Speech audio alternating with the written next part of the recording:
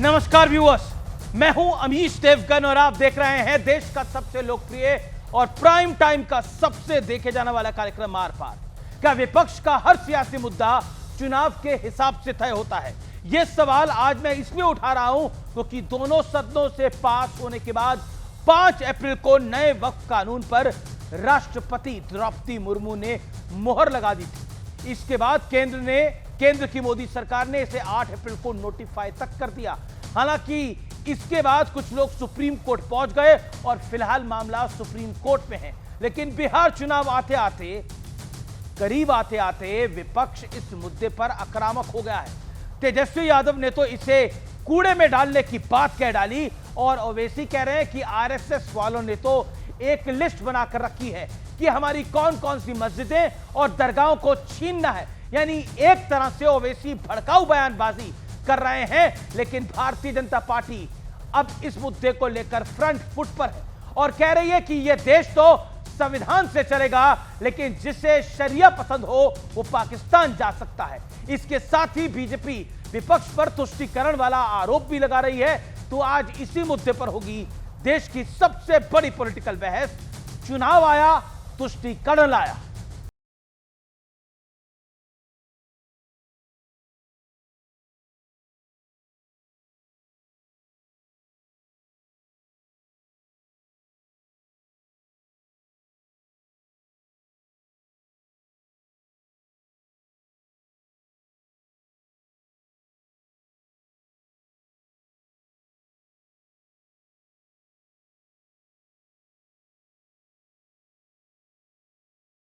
वाले पाकिस्तान जाना चाहें तो जा सकते हैं। आपके वक्तव्य भड़काऊ गैर संवैधानिक कृत्य हैं। ऐसे किसी नेता की, चाहे वो तेजस्वी यादव हो, चाहे वो और नमाजवादी हो, उनकी जगह भारत में नहीं है। बीजेपी के पाकिस्तान वाले तंज पर आरजेडी ने भी पलटवार किया। कुछ भी कहते रहिए, इस देश का एक चरित्र है, उसमें समाजवाद भी है, धर्मनिरपेक्षता भी है।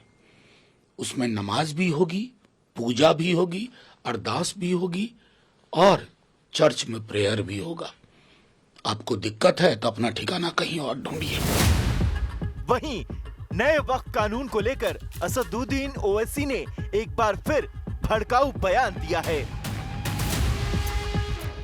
आरएसएस यही चाहती है कि इस मुल्क में उनके पास एक लिस्ट है उन मस्जिदों की, दरगाहों की, खानकाहों की, वो उसको हासिल करना चाहते हैं। इस बीच जेडीयू के कार्यालय में पहली बार पीएम मोदी और बिहार के सीएम नीतीश कुमार की एक साथ तस्वीर लगी तो आरजेडी ने इस पर भी चुटकी ली। जेडीयू कार्यालय में अभी तो आदरणीय प्रधानमंत्री मोदी जी की तस्वीर लगी है। कल वहां बीजेपी का झंडा लगेगा, परसों वहां आरएसएस का शाखा लगेगा। उधर 50 लाख वाले कथावाचक के मुद्दे पर खुद बागेश्वर धाम के पीठाधीश्वर धीरेन्द्र शास्त्री ने अखिलेश यादव को जवाब दिया है। कई कथावाचक हैं जो 50 लाख रुपए लेते हैं। किसी की हैसियत है कि धीरेन्द्र शास्त्री को बुला ले अपने घर? कोई अंडर टेबल लेगा वो बाबा पैसे? आप पता करवा लीजिए, अंडर टेबल नहीं लेते हैं वो धीरेन्द्र शास्त्री क्या? कई बार लोग आपको भला बुरा कहें, चुनौती दें, तरह तरह की बातें करें, तो जरूरी नहीं है जवाब दिया जाए। लेकिन आज सबसे बड़ा सवाल है कि क्या वाकई चुनाव करीब देखकर विपक्ष एक बार फिर वोट बैंक वाली सियासत पर उतर आया है, जैसा बीजेपी आरोप लगा रही है। आज इसी पर होगी देश की सबसे बड़ी पॉलिटिकल डिबेट। चुनाव आया, तुष्टीकरण लाया। लेकिन अब आर पार का विश्लेषण जो कि बहुत ज्यादा सुप्रसिद्ध है, तुष्टीकरण के आरोप की पड़ताल करने वाला विश्लेषण।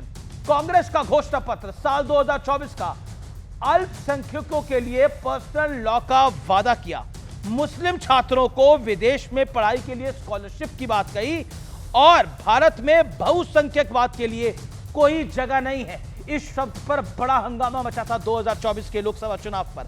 अब समाजवादी पार्टी का हाल जान लेते हैं।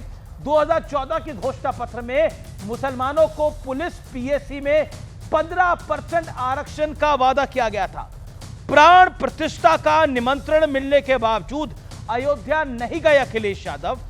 अबू आसिम आजमी, कद्दावर नेता सपा के, उन्होंने औरंगजेब को क्रूर नहीं न्याय देने वाला राजा बताया था और औरंगजेब की शान में कसीदे पड़े थे। राजद यानी आरजेडी का हाल जान लेते हैं और उससे सवाल देख लेते हैं। तेजस्वी ने कहा सरकार बनी तो नए वक्फ कानून को कूड़ेदान में फेंक देंगे। 2024 के चुनाव में लालू यादव ने कहा था कि मुसलमानों को पूरा आरक्षण मिलना चाहिए, जिस पे प्रधानमंत्री ने मेरे इंटरव्यू में बकायदा कमेंट करा था। 2014 के घोषणा पत्र में अल्पसंख्यक आरक्षण का वादा किया गया था आरजेडी द्वारा। अब आज का बड़ा प्रश्न क्या है? बड़ा प्रश्न यह है कि विपक्ष तुष्टीकरण को सियासी कमबैक का सबसे बड़ा टूल मान रहा है।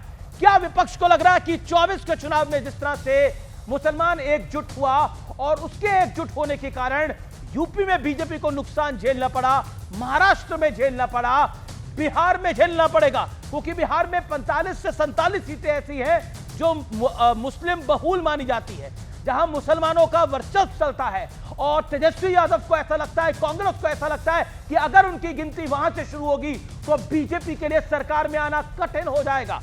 बड़ा सवाल यह है, डॉक्टर सुधांशु त्रिवेदी जिन्होंने इस पर पूरा अटैक करा, प्रेस कॉन्फ्रेंस को कल करा, मेरे साथ इस समय मौजूद हैं, बीजेपी के मेंबर ऑफ पार्लियामेंट है शक्ति यादव, राजद के सीनियर लीडर हैं, प्रवक्ता हैं, उनके मीडिया सेल के हेड हैं, उनका अभिनंदन है। मेरे साथ फराज किदवई साहब हैं, सीनियर लीडर एसपी के हैं, उनका अभिनंदन है। डॉक्टर अजय उपाध्याय हैं मेरे साथ इस चर्चा के अंदर, जो कि प्रवक्ता है कांग्रेस पार्टी के। रोहित सिंह मेरे साथ हैं जो कि सामाजिक चिंतक हैं और युवा चेतना के संयोजक हैं। मेरे साथ इस चर्चा के अंदर वारिस पठान, प्रवक्ता एआईएमआईएम के हैं। तो इस चर्चा को मैं की शुरुआत करता हूं डॉक्टर सुधांशु त्रिवेदी। भारतीय जनता पार्टी ने कल से कभी नमाजवाद की बीजेपी बात कर रही है और आज मौलाना तेजस्वी कह रही है। बीजेपी इस चुनाव को क्या धार्मिक बंटवारे के साथ देख रही है? शुरुआत से ही अमीश जी, जिस चुनाव को आप धार्मिक बंटवारे की बात कर रहे हैं, उस बंटवारे की इमारत कौन खड़ी कर रहा है? पटना के गांधी मैदान में रैली किसने की? इमारते शरिया नामक संस्था ने। आपके दर्शकों को गौर से नाम सुनना चाहिए, इमारते शरिया। और उस इमारते शरिया के जलसे में शिरकत किसने की? राजद वालों ने। कांग्रेस की तरफ से Salman Khurshid, Majlise Ittehadul Muslimeen, secular party of India, Bharat की बड़ी सेकुलर पार्टी, वो पहुंचे। और आपको याद करिए ना, राहुल गांधी जी विदेश में जाके क्या बोले थे? I am having no problem about it, Muslim League is absolutely secular, Muslim League is absolutely secular, Majlise Ittehadul Muslimeen is absolutely secular, BJP is communal.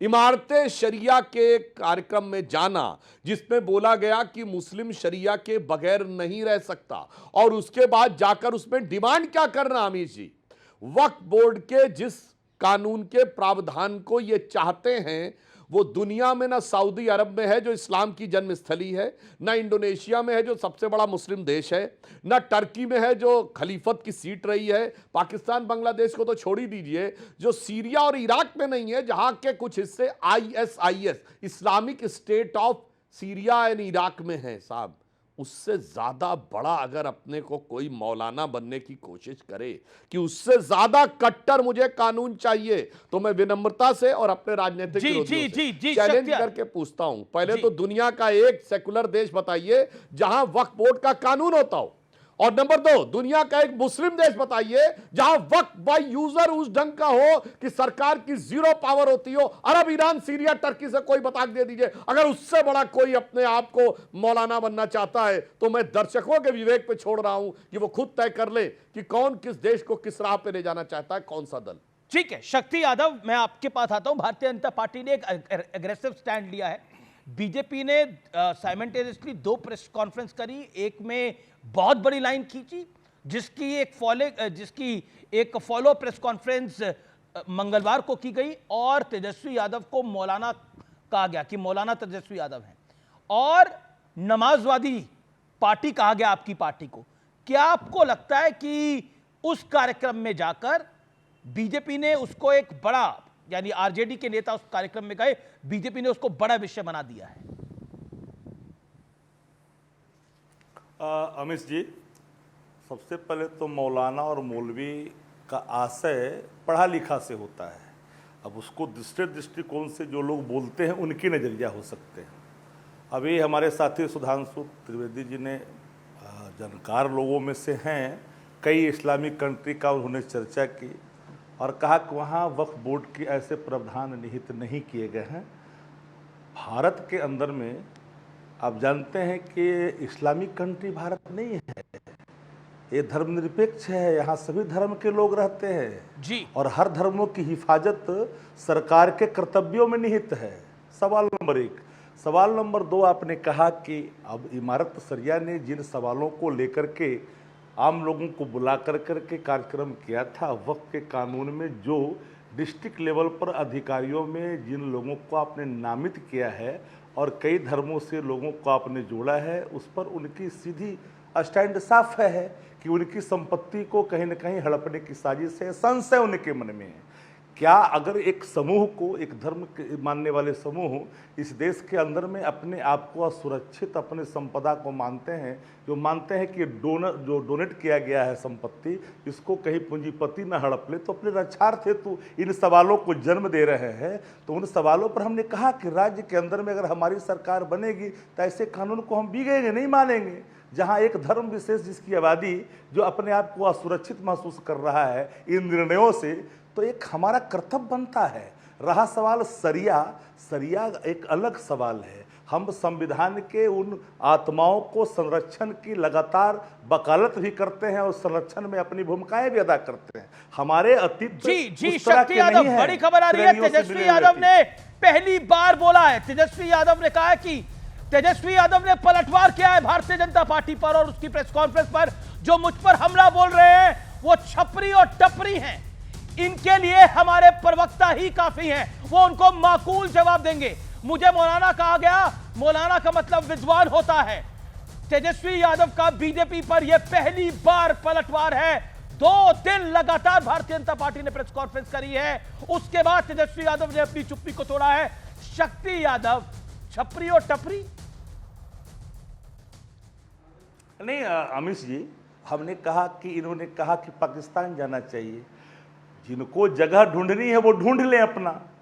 हम तो हर धर्मों की वकालत करते हैं, हम सनातन कर्तव्य निभाते हैं, सनातन को भी मानते हैं, दूसरे धर्मों का भी आदर करते हैं। हम धर्म के नाम पर उन्माद को नहीं परोसते।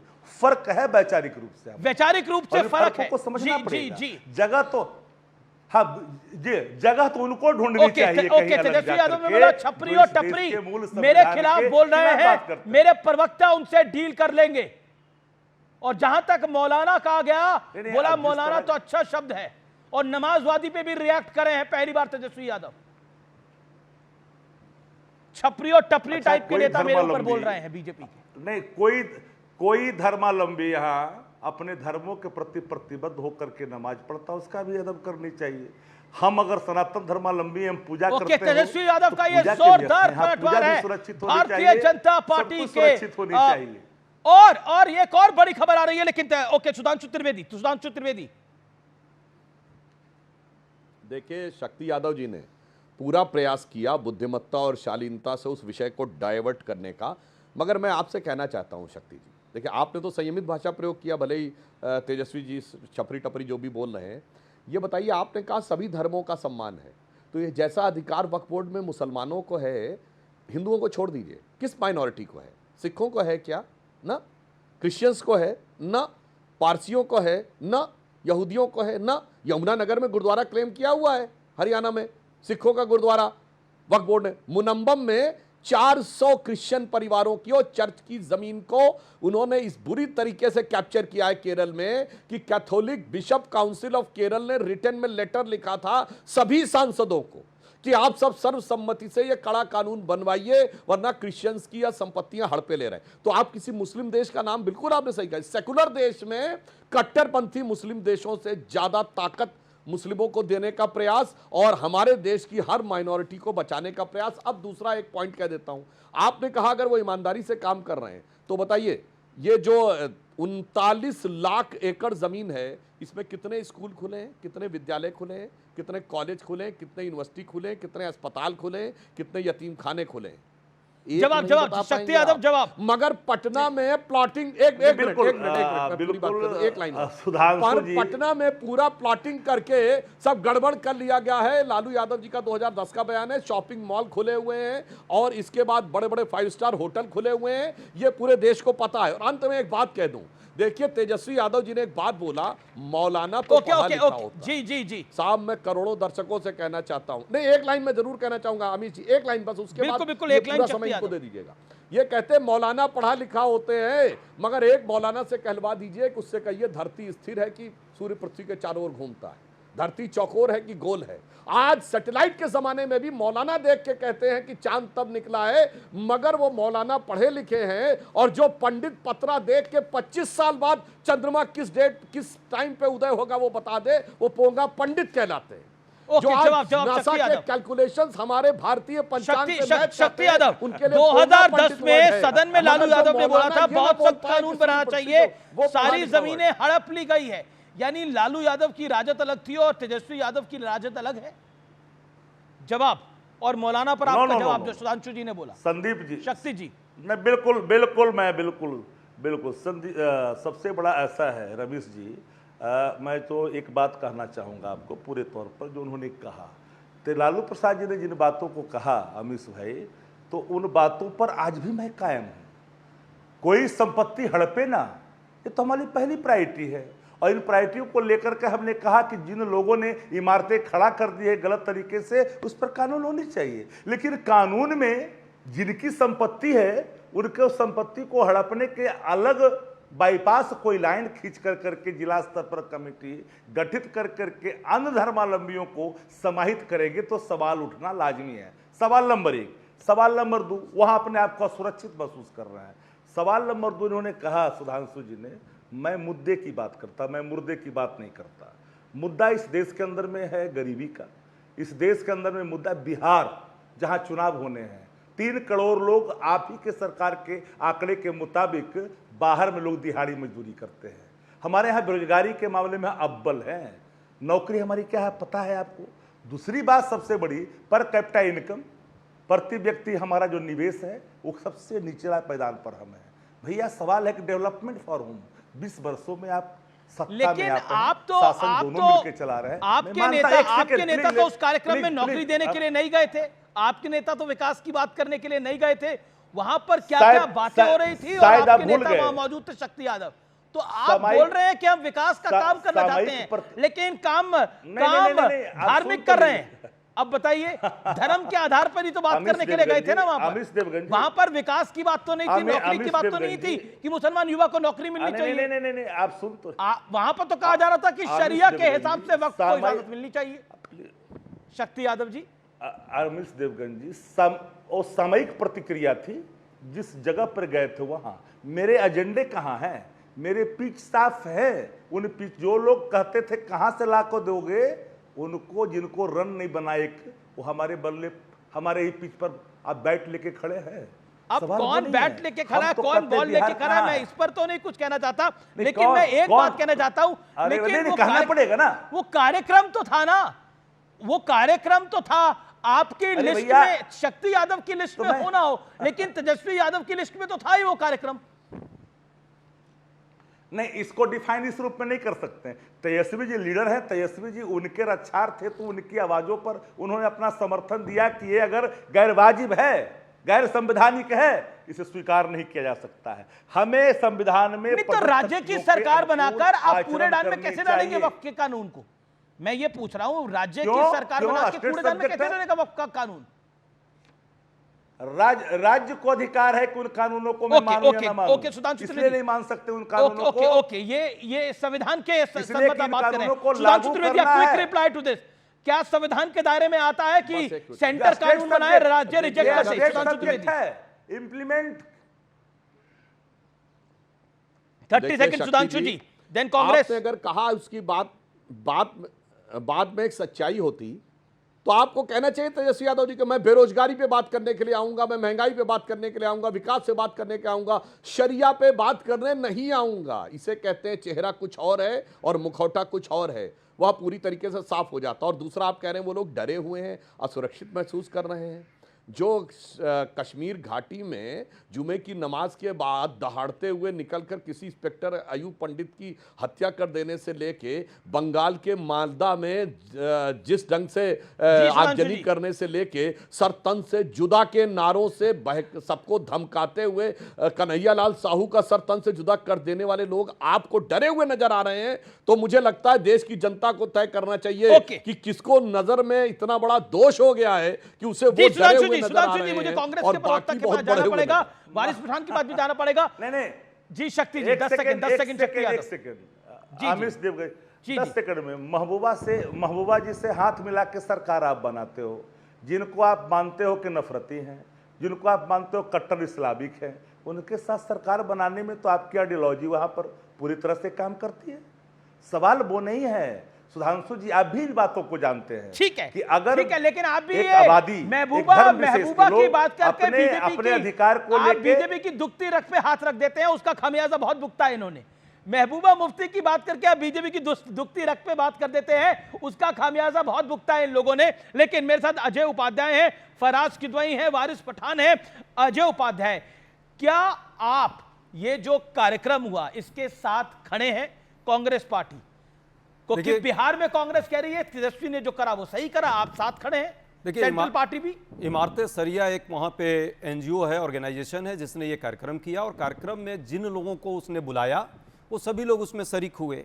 आज़ाद साहब की बात कर रहे हैं, मौलाना आज़ाद साहब के सगे संबंधी हैं, यदि खुर्शीद साहब की भी बात की जाए तो। दूसरी बात है, अभी भाई साहब ने कहा कि इमारत सरिया को जो है ये कौन सा नाम उसका लिया, भाई इसमें इनकी सोच दिख रही है। 17 साल से तो राज्य में आपकी सरकार है, देश में भी 11 साल से है।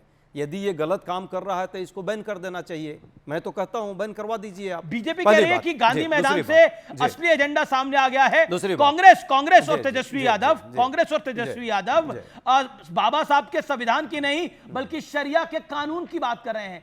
तुष्टीकरण क्या एजेंडा है? क्या एकमात्र एजेंडा है कि मुसलमान वोट मिले जैसा लोकसभा में मिला? देखिए, ये तुष्टीकरण, और वहां से गिनती शुरू होगी। देखिए, तुष्टीकरण का या संतुष्टीकरण का एजेंडा है तो पूरा देश देख रहा है। जब समाजवाद और धर्मनिरपेक्षता पर प्रश्न लगाने का काम, शरीयत की बात करना समाजवाद है। आरएसएस सुनिए, नहीं शरीयत की बात करना डॉक्टर साहब समाजवाद है। नहीं, ये नमाजवाद की बात कर रहे थे ना, नमाजवाद की बात आज किया ना इन्होंने। नमाजवाद की बात भी कर रहे थे और समाजवाद की बात भी कर रहे थे। मैं तो कहता हूं इनको दोनों से लेना देना नहीं है, इन्हें नमोवाद से लेना देना है। ये नमोवाद की बात करते हैं। यदि नमाजवाद की बात करें तो नमाजवाद का मतलब क्या है? झुकना, नमन करना, कर्तव्यनिष्ठ होना और अपने जो धर्म का जो वो है उसके साथ खड़ा होना। और समाजवाद का मतलब क्या है? झुके हुए लोगों को ऊपर उठाना। लेकिन नमोवाद का मतलब है कि सिर्फ झुकते ही रहना और दोस्तवाद को खड़ा करना, एक दोस्त के लिए सब चीज त्याग देना, चाहे राष्ट्र की सुरक्षा का प्रश्न हो, चाहे आम गरीब लोगों के कल्याण का प्रश्न हो, सिर्फ एक दोस्त। ओके, कांग्रेस साइड मुझे लगता है कि ये दोस्तवाद बंद होना में गलत क्या है? ओके, सुधांशु त्रिवेदी 30 सेकंड में इसका जवाब, देन वारिस पठान। मैं सिर्फ ये कहना चाह रहा हूं अजय जी, भाई के नाते आपसे कह रहा हूं, भैया जी आप भावनाओं में बह के कुछ ज्यादा बोल गए हैं। आपने नमाजवाद को नमन करने से जोड़ दिया है। नमन करना संस्कृत का शब्द है, सोच समझ के बोलिए। वैसे हो सकता है आप लोग चूंकि सेक्टर ब्रिगेड में तो आपके खिलाफ फतवा ना जारी हो, ना फतवा जारी होकर इसी में कोई कह सकता है धार्मिक भावनाओं को बहुत हर्ट कर दिया। जो नमन करने से आपने नमाज को जोड़ दिया, यानी संस्कृत के शब्द से लेके आपने मुसलमान को जोड़ दिया, इसलिए इस पर सोच समझ के बोलिएगा। कोई बात नहीं है। मैं दूसरी वाले विषय पर कहता हूँ, आपने कहा इमारत शरिया में क्या समस्या, बिल्कुल साहब जानते हैं अमीश जी, वो तेजस्वी जी ने तीर कहाँ मारा है उसका भाजपा से कोई लेना देना नहीं है। इंडी गठबंधन में आपसी प्रतिस्पर्धा है। इमारत शरिया वालों ने बुलाया तो एक तसले में ईंट लेके चला गया, एक गारा लेके चला गया, अरे बस देखो कितना बढ़िया बढ़िया लगाऊंगा अभी तुम्हारी इमारत पे। तो दूसरा कह रहा मैं पेंट लेके आ रहा हूं, मैं देखो कितना बढ़िया पेंट करूंगा। तो चौथा कह रहा अरे तेरे गुंबद पे कंगूरा तो मैं लगाऊंगा, देखो मड़वा दूंगा कितना बढ़िया। ये आपसी लड़ाई है MIM की, RJD की और कांग्रेस की, क्योंकि जिन कट्टरपंथी मुस्लिमों का वोट वो पाना चाहते हैं, हम तो राष्ट्रवादी मुस्लिमों के साथ हैं, कट्टरपंथियों के साथ नहीं है। कट्टरपंथी के लिए गला काट प्रतिस्पर्धा इनकी है।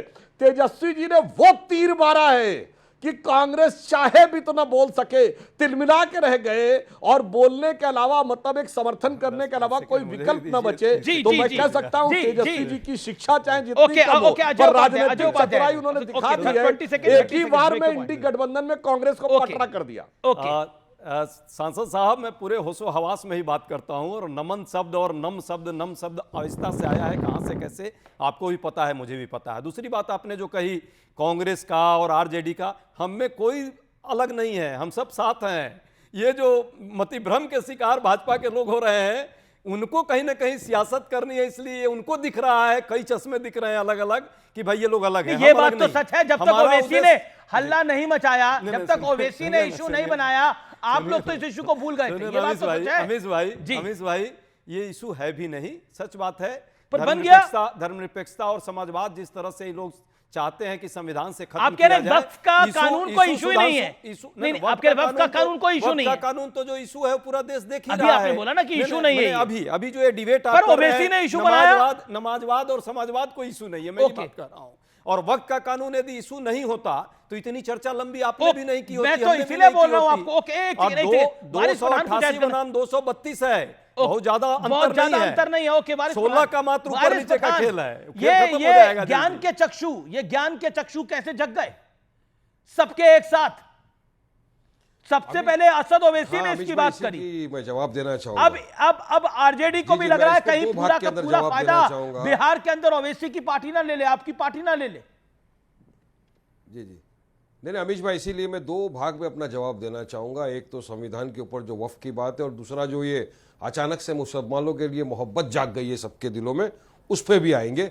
पहला सवाल तो ये कि संविधान ने अमीश भाई इजाजत दिया है पीसफुल प्रोटेस्ट करने का, अगर आप सरकार के किसी बनाए हुए कानून से संतुष्ट नहीं हो तो। और हमने पहले दिन से कहा था कि जब तक सरकार ये वक्फ पे बनाया हुआ काला कानून को वापस नहीं लेती, हमारा प्रोटेस्ट जारी था, जारी है, जारी रहेगा। हम तो पहले दिन से वक्फ बिल के अगेंस्ट में, जिस दिन से वक्फ बिल का अमेंडमेंट आया था तब से हम बोल रहे संवैधानिक है, ये वायलेशन है आर्टिकल 14, 15, 16, 27, 28 का। और जब अभी ये तो अभी बोल रहे हैं ना कि वक्फ के उसको काले को वो उसमें डाल देंगे, कूड़ेदान में डाल देंगे। हम तो जब ये वक्फ का बिल आया था, वक्फ का कानून आया था, उसी वक्त असद ओवैसी साहब ने पार्लियामेंट में खड़े रह के इस काले कानून को फाड़ के फेंक दिया था। अब बात नंबर 2, देखिए प्रोटेस्ट करना जरूरी है। अब अचानक से जो ये कुछ लोगों को मुसलमानों के प्रति प्रेम जाग गया है, वो तो बिहार का इलेक्शन आ गया। मैं आपको बताऊंगा क्यों इतनी मर्तबा मुसलमानों के ऊपर अत्याचार हो गए, मदरसे हमारे तोड़ दिए गए बुलडोजर चला चला के, तब खामोश थे। रस्ते के ऊपर 2 मिनट की नमाज कोई पढ़ रहा था, उसको पुलिस वाला लात मार दिया, तब सब खामोश थे। हर आए दिन मुसलमानों के ऊपर अत्याचार हो रहा है, लाउड स्पीकर के ऊपर, अजान की वजह से, सब चीज के इनको बीजेपी को तो तकलीफ है, तब ये सब खामोश थे। अचानक मुसलमानों के लिए दर्द जागने की वजह क्या है पता है आपको? पिछली मर्तबा बिहार में जब चुनाव आया था, मजलिस हमारी पार्टी लड़ी थी सीमांचल से, 11% हमने वोट लिए, 5 एमएलए हमारे जीत गया है, 4 को उन्होंने खरीद लिया। बहरहाल वो तो जो चले गए खरीद लिया, उसका 4 का बदला 40 देने की ताकत तो मजलिस रखती है, उनको तो नीचे भी जवाब देना है, ऊपर भी जवाब देना है। तो ये जो अचानक से जो इनके अंदर ममता जाग उठी है मुसलमानों के प्रति, तो मैं यही पूछना चाहूंगा कि सीमांचल के अंदर 55% से ज्यादा मुसलमान लोग रहते हैं। बिहार का पिछड़ा वर्ग, आज तक इन्होंने मुसलमानों के वोट चाहिए, कांग्रेस को, समाजवादी को, सबको 90% वोट चाहिए। मुसलमानों के लिए करना कुछ नहीं है। ठीक है, वक्फ का जो था मसला, हम भी उसके साथ लगे हुए हैं, हम तो वक्फ के लिए खड़े रहे। ओवैसी ने अलग जगाई और आप सब पीछे भागे जारी रहेगा। जी का चीर परिचित जो है प्रेम भाजपा का सर्वविदित है, सभी लोग जानते हैं। क्या मतलब तो चीर परिचित प्रेम है भाजपा का, आज से थोड़े है, बहुत पुराना प्रेम इनका है। प्रेम के कारण जो है इनको अभी छटपटाहट हो रही है कि इन्हें चूंकि लगता है कि मुस्लिम प्रेम इनको अचानक सरकार में भाई हम लोग का कोई प्रेम नहीं है। हमारा देश के संविधान के दायरे में रखकर एक नागरिक के नाते जो प्रेम होना चाहिए वो प्रेम करते हैं। आप सिर्फ सियासी प्रेम करते हैं और भाजपाई प्रेम आपके अंदर है। उस प्रेम को जब छोड़ेंगे और चश्मा हटाएंगे तो आपको दिखेगा कि देश में मुसलमानों के साथ सच्चर कमेटी का हाल क्या किया। 76 में 72 लागू लड़ेंगे, संविधान अधिकार दिया, आजाद छात्रवृत्ति खत्म कर दिया गया है। सुन लेते बजट को नीचे कर दिया गया है। को सुन लेते 20 सेकंड बात कीजिए। ओके वारिस पठान, आप बीजेपी के एजेंडे पे काम कर रहे हैं। मेरा एक साफ बोलना है, बीजेपी तो देखो एंटी मुस्लिम है।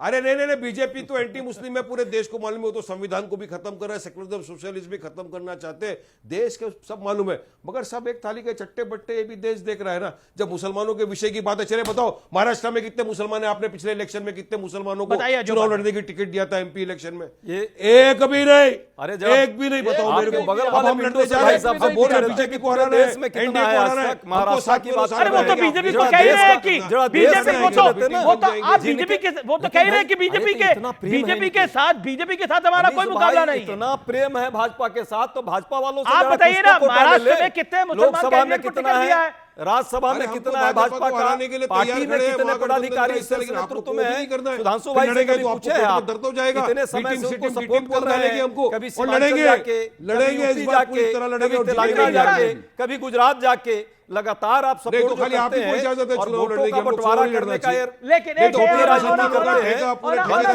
भाइयों से भी मांगिए। On a serious note, on a lighter note, ये कहा जा रहा है कि आम आदमी पार्टी और ओवैसी साहब की पार्टी गुजरात में लड़ी तो बीजेपी जीत गई। मतलब ये लोग तो पहली बार लड़े और इस बार 150 आई है बीजेपी। कमाल की बात है। और बीजेपी की सरकार वहां 25 साल से है। मध्य प्रदेश में तो आप लगातार बीजेपी के खिलाफ लड़ते हैं, ओवैसी की पार्टी की तो कोई पॉलिटिकल ज्यादा हैसियत नहीं है, वहां क्यों नहीं आप जीत पा रहे? पलट के सवाल आएगा। नहीं, एक सेकेंड, पॉइंट ये है क्या ओवैसी की पार्टी की वजह से आप लोग चुनाव हार रहे हैं? ये सोचना गलत होगा ना। आज कर्नाटक में क्या हो रहा है? एक सीएम है, दूसरा डिप्टी सीएम है, वहां झगड़ा चल रहा है। सेटलमेंट कराने के लिए रणदीप सुरजेवाला वहां बैठे हुए हैं। आपको समझना पड़ेगा कि आपकी पार्टी में भी कमियां हैं। भाई ठीक कहा आपने, दो लोगों की सरकार हमारी नहीं है, लोकतांत्रिक पार्टी हमारी है, कहीं कहीं मतभेदता रहेगी, मतभेदता नहीं है।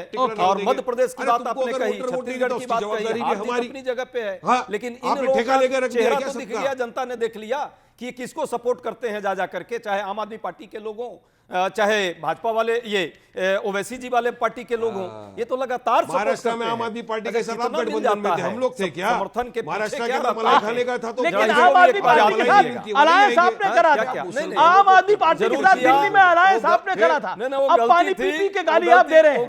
ओके, रोहित भी वेट कर रहे हैं और उसका नतीजा फराज किदवई भी वेट कर रहे हैं। ओके, रोहित सिंह भी वेट कर रहे हैं, फराज किदवई। ये पॉलिटिक्स ऑफ कन्वीनियंस है, नमाजवादी की जो लाइन ली गई है। वारिस होल्ड ऑन, इस पे फसाब भी गए हैं। देखिए अमीश जी देखिए, जब भारतीय जनता पार्टी फंसती है, उसको लगता है कि वो चुनाव हार रही है, तो उसको कहीं ना कहीं से मुसलमान याद आ जाते हैं। अब आज की तारीख में है और ओवैसी जी की पार्टी सबसे ज्यादा तुष्टीकरण अगर कोई कर रहा है इस देश में, तो वो मोदी जी कर रहे हैं, सुधांशु जी कर रहे हैं और भारतीय जनता पार्टी कर रहे हैं। क्योंकि बार बार मुसलमान, बार बार नमाजवाद, और अभी तो क्या वो सौगाते ईद भी भेजी गई थी ना, तो मोदी जी ने सौगाते होली या सौगाते दिवाली कभी नहीं भेजी। इतना तुष्टीकरण की सौगाते ईद भी भेजी गई। अब तुष्टीकरण की जहां तक बात है, तो जिसको ये तुष्टीकरण कहते हैं अमीश जी, उसको हम सम्मान बोलते हैं, क्योंकि ये वो चाय है जो हर तबके को गर्माहट देती है। कोई पीकर मुस्कुराता है, कोई जलकर मुस्कुराता है। अब आपको अगर जलना हो, अब आप पी रहे हैं, आप जल रहे हैं, पार्टी को जलना हो तो आप जलकर मुस्कुराइए। अब आप ही बताइए, आपने मर्ज दिया है तो दवा भी आप दीजिए। आप जल रहे हैं या आनंद ले रहे हैं? कहीं ये जलने वाली हम उस सम्मान को दे करके मुस्कुरा रहे हैं। हम उस सम्मान वाली चाय को दे करके मुस्कुरा रहे हैं, और सुधांशु जी की पार्टी जो है वो जल रही है। अब एक मैं बात बड़ी सीरियस बोलना चाहता हूं। देखिए, मैं अक्सर मैं सोचता था, सुधांशु जी को मैं पसंद करता हूं, लखनऊ की बहुत ज्यादा जनता इनको पसंद करती है, और इनकी मुसलमानों में ठीक ठाक पॉपुलैरिटी है। अरे मैं तो लखनऊ में की बात कर रहा हूं, और इनकी मुसलमानों में ठीक ठाक पॉपुलैरिटी है। लखनऊ का मुसलमान ये मानता था कि जब आदरणीय राजनाथ सिंह जी जब सीट छोड़ेंगे तो सुधांशु जी यहां से चुनाव लड़ेंगे। तो इसीलिए अक्सर हमारे मुसलमान दोस्त हैं, वो बात करते थे कि यार सुधांशु जी मंत्री क्यों नहीं बन रहे हैं, सुधांशु जी मंत्री क्यों नहीं बन रहे हैं। आज लिख के ले लीजिए, सुधांशु जी अब मंत्री बन जाएंगे। पूछिए क्यों बन जाएंगे? क्योंकि अब इन्होंने मुसलमानों को गाली देना शुरू किया है। क्योंकि भारतीय जनता पार्टी का इतिहास रहा है कि नीलेश राणे कहेंगे कि हम मस्जिदों में घुस घुस के मारेंगे तो वो मंत्री बनेगा। अगर ये क्या नाम है इनका दिल्ली वाले कपिल मिश्रा वो एसीपी के सामने भड़काएंगे और मुसलमानों को मारने की बात करेंगे तो वो मंत्री बनेंगे। तो भारतीय जनता पार्टी और मैं गारंटी लेता हूं, वैसे सुधांशु जी अच्छे आदमी ये नहीं कहेंगे, लेकिन जिस दिन सुधांशु जी कह देंगे कि मैं घर घर घुस घुस करके मुसलमानों को मारूंगा, ये कोई बोल नहीं रहा। ओके ओके, ये मेरा दावा है। ओके सुधांशु त्रिवेदी आपका जवाब then Rohit Singh I come to you. आप पहली बार बोलेंगे, I give you a fair chance. Rohit Singh, okay, पूरी बात ही नहीं होने दी आपने। सुधांशु त्रिवेदी, फराज किदवई की बात का जवाब। अच्छा, पूरी बात कर लीजिए।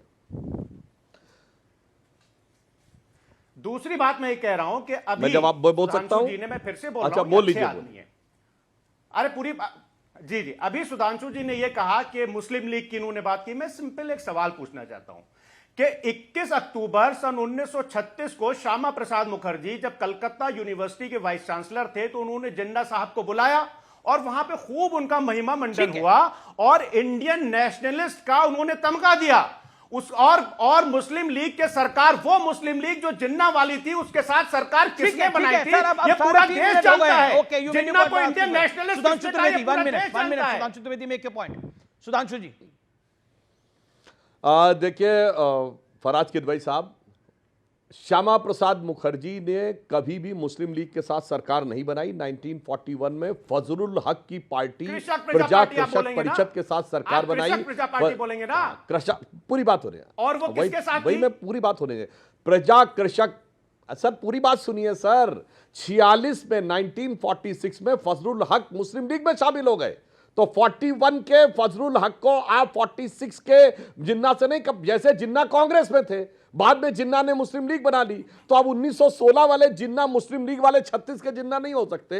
वो तो एक पक्ष है। मगर दूसरी बात जो आपने कही, देखिए मैं ईमानदारी से कहना चाहता हूं, हमारा हर नेता पार्टी का, अटल जी से लेकर मोदी जी तक, उसने ईमानदारी से प्रयास किया है कि मुस्लिम समाज के जो राष्ट्रवादी तत्व हैं उनको स्थापित किया जाए। जो मैंने पार्लियामेंट में भी बोला था फराज साहब, मैं कहना चाहता हूं, फिर बता देना चाहता हूं, कलाम साहब से बड़ा आलमे इस्लाम में साइंसदान नहीं हुआ, हमने उसको राष्ट्रपति बनाया है। आज बिहार के गवर्नर आरिफ मोहम्मद खान साहब से बड़ा आलिम फाजिल मुसलमान कोई नहीं मिलेगा आपको। और पॉलिटिशियंस में तो कोई किसी की हैसियत नहीं है, कुरान और हदीस से लेकर उनसे अरबी फारसी तक पे बात कर सके, उनको हम लोगों ने गवर्नर बनाया है। वीर अब्दुल हमीद साहब, सुनिए, उत्तर प्रदेश के थे, उनकी शहादत की 85वीं वर्षगांठ पे प्रधानमंत्री जी ने उनको कार्यालय में बुला के स्वागत किया।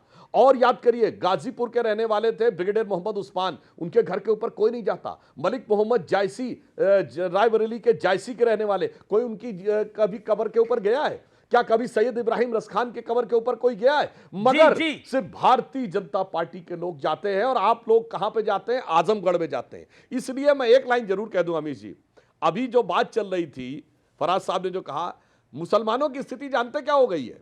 एक कहावत होती है कि वो एक लैला है जिसके बहुत सारे मजनू क्रिएट हो गए। अब देखिए, एक नया मजनू जो है, एक पुराने मजनू है, वो है कांग्रेस। वो मुसलमानों से कहते हैं, अरे मैं तेरा आशिक पुराना, मेरी तरफ तो देख। तो सपा और राजद क्या कहते हैं? अरे मेरा कारनामा तो देख, मैंने गोली चलवाई थी अयोध्या में, तो लालू यादव जी ने गिरफ्तार करवाया था। तो एमआईएम वाले कहते हैं, अरे वो छोड़, वो तो बेगाने हैं, blood is thicker than water. अरे तू मेरा खानदानी घराना तो देख। तो एक कहता मैं तेरा आशिक पुराना, एक कहता देख मेरा कारनामा, और तीसरा कहता है कि देख मेरा खानदानी घराना। अब बेचारी लैला क्या करे? इमारतें शरिया में इतने किराएदार आके खड़े हो गए हैं, शरिया में इतने किराएदारों में लट बज रहा है कि इमारत के छत के तले खड़ा होगा। जी जी, रोहित सिंह काफी देर से इंतजार कर रहे हैं। एक सेकंड एक साथ जवाब दीजिएगा फराज किदवई। रोहित सिंह, नमाजवादी और उसके साथ साथ मौलाना, विपक्ष कहता है ये भी मंजूर है, लेकिन ये सब संतुष्टिकरण के लिए है। मुल्ला तेजस्वी प्रसाद यादव जी अपना आखिरी जोर लगा लेंगे तब भी उनको हल्दी नहीं लगने जा रहा है। बिहार के सम्मानित मुसलमान भाई और बहन मुल्ला तेजस्वी यादव जी और उनके परिवार से यह पूछ रहे हैं कि बिहार विधान परिषद में वरिष्ठ सदस्य के रूप में जनाब अब्दुल बारी सिद्दीकी विद्यमान हैं, लेकिन उनको विपक्ष का नेता मुल्ला तेजस्वी यादव ने बनाना मुनासिब नहीं समझा और अपनी पूज्य माता जी बिहार की प्रथम महिला मुख्यमंत्री श्रीमती राबड़ी देवी जी को बिहार विधान परिषद में नेता विपक्ष के पद पर आसीन करा दिया। आपको और देश को मालूम है, लालू यादव जी के जंगल राज के प्रतीक पुरुष, सिवान के भूतपूर्व सांसद सैयद शहाबुद्दीन का कोविड काल में इंतकाल हो गया। दिल्ली में उनकी लाश पड़ी रही। लालू यादव के खानदान का कोई व्यक्ति मातम पुरसी करने नहीं गया।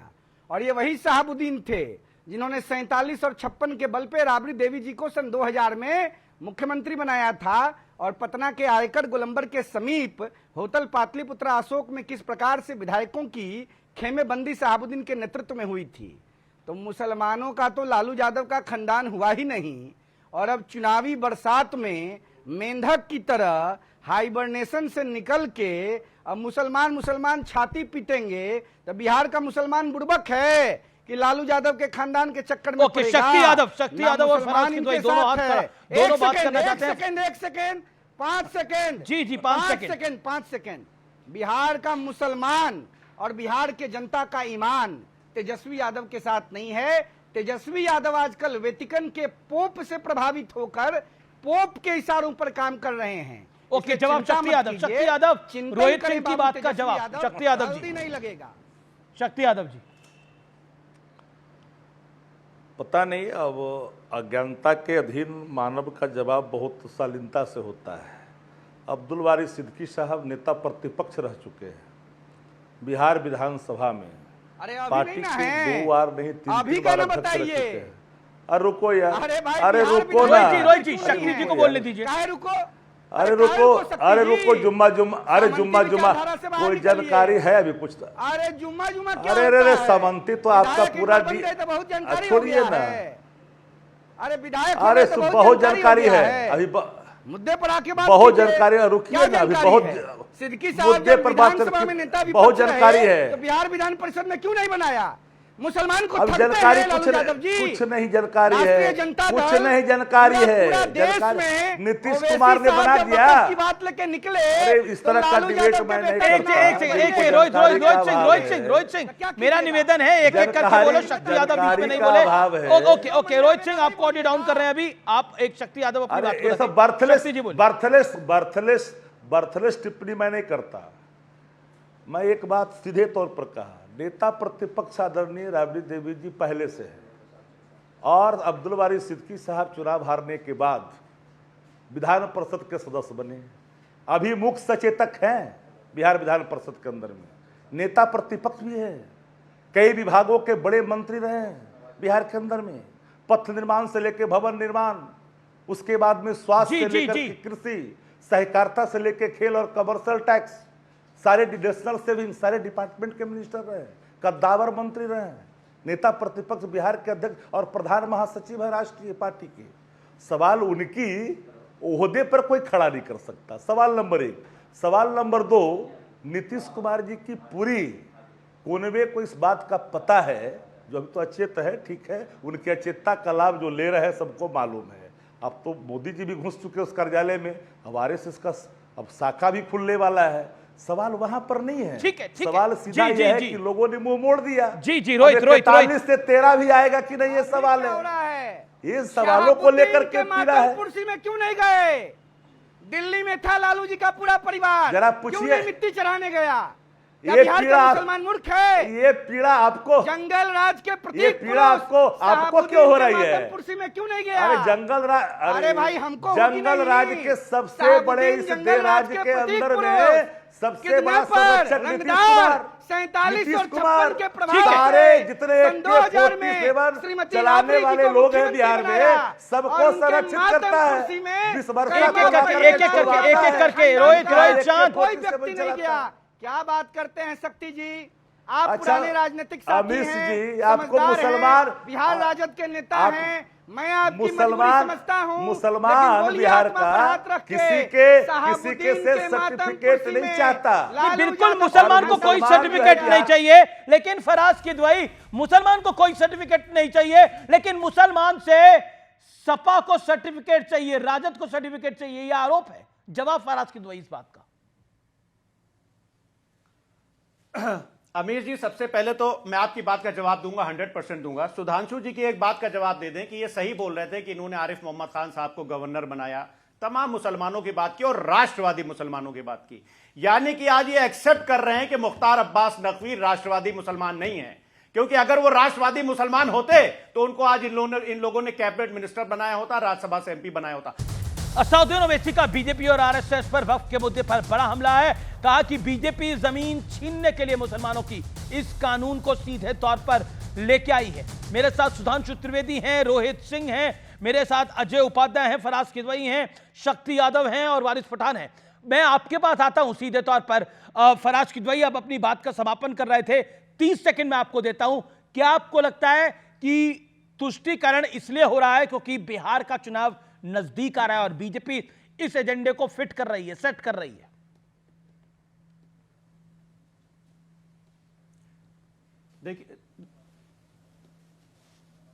देखिए अमेश जी, जहां तक रही बात तुष्टीकरण की, तो गोविंद वल्लभ पंत जी ने एक माइनॉरिटीज के राइट्स के ऊपर एक कमेटी बनाई थी जिसके मुखिया थे सरदार पटेल जी।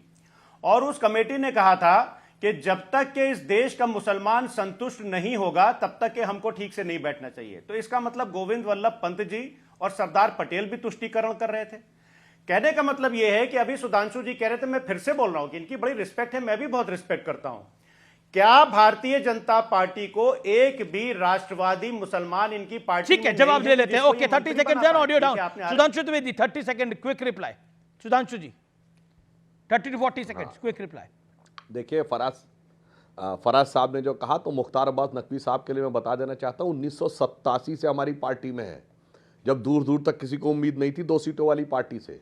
पार्टी के महामंत्री रहे, उपाध्यक्ष रहे, प्रवक्ता रहे, 1 बार लोकसभा, 3 बार राज्यसभा सांसद रहे, अटल जी की सरकार में भी मंत्री रहे, मोदी जी की सरकार में भी मंत्री रहे, आईएनबी मिनिस्टर रहे। मेरे ख्याल से आपके लिए बड़ा मुश्किल होगा याद दिलाना कि आईएनबी मिनिस्ट्री कब किसी मुसलमान के पास रही थी। इसलिए 35 साल वो पार्टी के प्रमुख पदों पर रहे और आज भी पार्टी के वरिष्ठ नेता है। पर मैंने कलाम साहब और जो इनका नाम लिया आरिफ साहब का, ये इसलिए कि कलाम साहब उस कैटेगरी में है कि सेंचुरीज में मुस्लिमों में इतना बड़ा आलिम फाजिल नहीं पैदा हुआ। आप तो जानकार व्यक्ति हैं।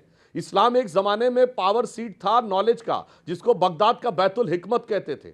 उस जमाने में बड़े बड़े नॉलेजेबल लोग हुए, कई डिस्कवरीज भी हुई, अल ख्वारिज़्म और अल इदरीसी से लेके और आज तक। उसके बाद पैदा होने बंद हो गए, उस कैटेगरी में कलाम साहब हैं। और आज जो लोग बड़े बड़े शरिया और इनकी बात करते हैं, शरिया के 4 अरबी के वर्ड नहीं बोल सकते जो आरिफ मोहम्मद खान साहब बोल सकते। इसलिए मैंने कहा ये तो एक हिस्टोरिकल आइकॉनिक है among any time in the history of the Muslim. Okay शक्ति यादव, इसलिए मैं सिर्फ ये जी शक्ति यादव, क्या आप लोगों को पॉलिटिकली ट्रैप कर लिया भारतीय जनता पार्टी ने इस मुद्दे को उठाकर? हमें लगता है खुद ही ट्रैप हो गए। आप इधर ट्रैप की बात कैसे कर सकते हैं? इस बार इस राज्य का, इस देश का, चाहे वो पिछड़ा हो, दलित हो, अल्पसंख्यक हो, सबको पता है कि भारतीय जनता पार्टी से अब ये इनके सवालों का उत्तर इनके सामने नहीं है। ठीक है, हाशिए पे जो लोग हैं उनकी बात होनी चाहिए ना। जिन अधिकारों के संरक्षण में जो वर्ग आगे बढ़ा है, तो हाशिए पे सिर्फ क्या मुसलमान है आपके अकॉर्डिंगली? को हड़पने की कोशिश है। नहीं, आप फिर एक बात, जातीय आधारित जब गणना बिहार में हुआ 65% आरक्षण का दायरा बढ़ाया, नौवीं सूची में डालना था, उसमें हर वर्ग के लोग थे। जी 30 सेकंड ऐसा नहीं कि अल्पसंख्यक में छूता था या अगला। जी समय की मर्यादा को रखिए। रोहित सिंह 10 सेकंड रोहित सिंह। देखिए समाजवाद का दंभ भरने वाले लालू जी के परिवार के लोग निज निर्माणवाद की धारा को सशक्त करने में समर्पित भाव से लगे हैं। बिहार की सम्मानित जनता प्रणाम करने जा रही है। Bye bye Tejashwi Yadav, bye bye Tejashwi Yadav करने जा रही है बिहार की जनता। कांग्रेस वो तो चुनाव की बात होगी, लेकिन चुनाव से ज्यादा महत्वपूर्ण है और मुझे अच्छा लग रहा है कम से कम इस बहाने डिबेट में उन मुस्लिम समाज के दर्द को आपने भी यहाँ इस चर्चा के दौरान लाया। भाई साहब ने अभी जो सुधांशु जी ने एक फैक्ट किया था, वो फैक्ट थोड़ा गलत था। IUML जिसके साथ आप बैठते हैं, उनके 3 सांसद लोकसभा में और 2 सांसद राज्यसभा में हैं। वो भारत के एक लोकतांत्रिक देश के ही एक मैं अब आज का विचार पढ़ देता हूं, क्योंकि बात हो रही है कि कौन अपना है कौन पराया है। तो आज का विचार है, अपने वो नहीं होते जो तस्वीर में खड़े होते हैं, अपने तो वो होते हैं जो तकलीफ में खड़े होते हैं।